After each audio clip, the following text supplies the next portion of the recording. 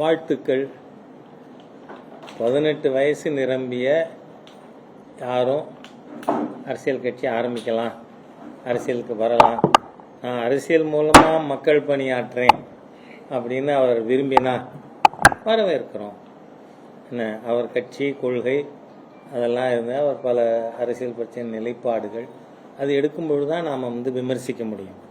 இப்போ அரசியலுக்கு வரேன்னு சொல்கிறத இந்த வரவேற்பு வாழ்த்து. பாருங்க, அனாவசியமா இந்த நடிகர் வந்தார் எம்ஜிஆர் ஆனாரா, அந்த நடிகர் வந்தார் எம்ஜிஆர் ஆனான்னெல்லாம் நான் ஏதாவது சொல்லி அதுக்கப்புறம் அது ரொம்ப வைரலாக போச்சு அப்படின்னாலாம் வேண்டாம். அதனால அரசியலுக்கு வரேன்னு சொல்லியிருக்கார். Is untested.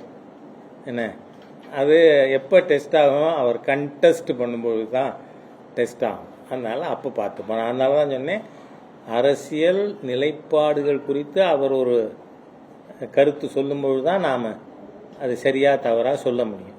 அதுவரை நம்ம வாழ்த்துக்களோடு நிறுத்திக்கணும். கமலஹாசன் என்ன சொன்னார்? எல்லாருக்கும் தே காட் குட் இன்டென்ஷன்ஸ். நான் அவரை தப்பெல்லாம் சொல்ல வரல, விமர்சிக்கவே விரும்பலை. இன்னைக்கு வந்திருக்கார், வாழ்த்துறேன். ஆனால் எல்லாரும் சொல்கிறாங்க, அதுக்கப்புறம் என்ன செய்கிறாங்கங்கிறது பார்க்க வேண்டியிருக்கு. அதனால் அவர் ஒரு நிலைப்பாடு, ஒரு இஷ்யூ வரட்டும்.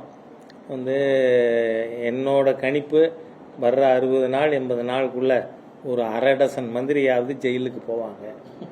அதனால் அப்போ இவர் என்ன கருத்து சொல்கிறாருன்னு நம்ம அப்போ தான் சொல்லணும், இப்போ எதுவும் சொல்லக்கூடாது.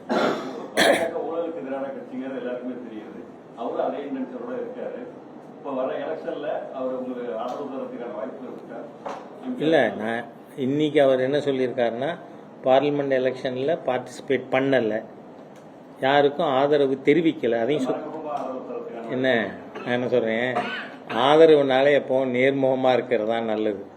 என்ன, மறைமுகமாகலாம் பாலிடிக்ஸில் இன்னாருக்கு ஓட்டு போடணும் அவரோட ஆதரவாளர்னு எப்படி மறைமுகமாக சொல்லுவீங்க? முடியாது. It's not possible. நானும் 33 இயர்ஸாக பொலிட்டிக்கல் ஆஃபீஸ் பேரராக இருக்கேன். அது நடக்காது. அவர் இந்த நிலையை இன்னைக்கு எடுத்திருக்கார், அரசியலுக்கு புதுசாக வந்திருக்கார், வாழ்த்துகிறேன்.